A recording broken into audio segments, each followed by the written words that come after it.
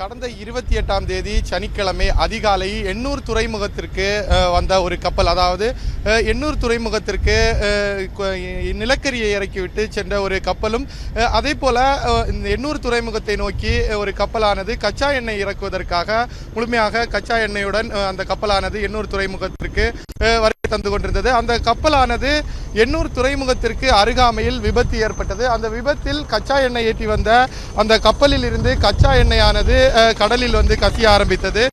அந்த கச்சா எண்ணெய் எண்ணூர் துறைமுகத்திலிருந்து சென்னை மெரினா கடற்கரை வரைக்கும் பல்வேறு இடங்களில் வந்து கடலில் வந்து பரவி இருந்தது. இதை தடுப்பதற்காக, இதை அப்புறப்படுத்துவதற்காக கடலோர காவல் படையினர் மட்டுமல்லாமல் சென்னை மாநகராட்சி ஊழியர்கள் என ஏராளமானோர் அதை வந்து அப்புறப்படுத்தும் பணியை 7 நாட்களாக நடத்தி வருகிறார்கள். தற்பொழுது இந்த பணி, அதாவது இந்த பணியை இன்னும் விரைவுபடுத்தும் விதமாக இந்த பணியை வந்து கப்பல் மூலியமாக, ஒரு சிறிய ரக கப்பல் மூலியமாக கடலோர காவல் படையினர் தற்பொழுது அதை அப்புறப்படுத்தி வருகிறார்கள்.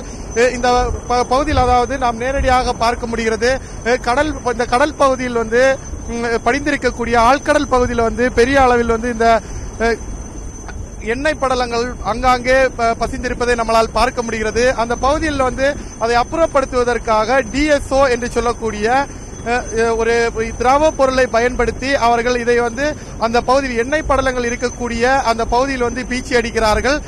உடனடியாக இது அந்த பகுதி எண்ணெயும் இதுவும் கலந்து அது கடலுக்கு அடியிலே வந்து சென்றுவிடும் என்று இதை பீச்சி அடிக்கக்கூடிய அந்த பணியை மேற்கொண்டவர்கள், அதிகாரிகள் வந்து தெரிவித்திருக்கிறார்கள்.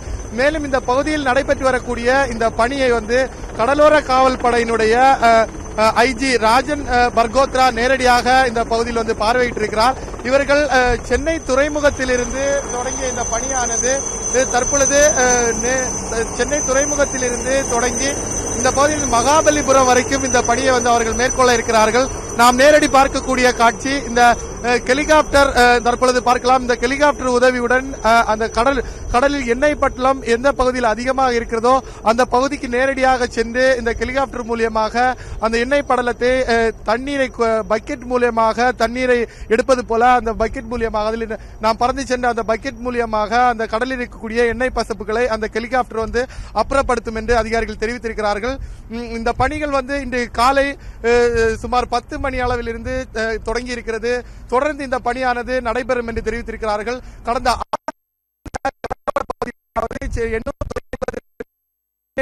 மீன்பிடி துறைமுகத்திற்கும் இடைப்பட்ட பகுதியில் தான் இங்கு கச்சா எண்ணெயினுடைய கழிவுகள், அதாவது கடலில் கலந்த கழிவுகள் எல்லாம் வந்து கரை ஒதுங்கின. அதை மீட்கும், அதை இந்த பகுதியிலிருந்து அப்புறப்படுத்தும் பணியை வந்து தொடர்ந்து மேற்கொண்டு வந்தனர். அதை தீவிரப்படுத்தும் விதமாகத்தான் தற்பொழுது இந்திய கடலோர காவல் படையினர் இந்த பணியை மேற்கொண்டிருக்கிறார்கள்.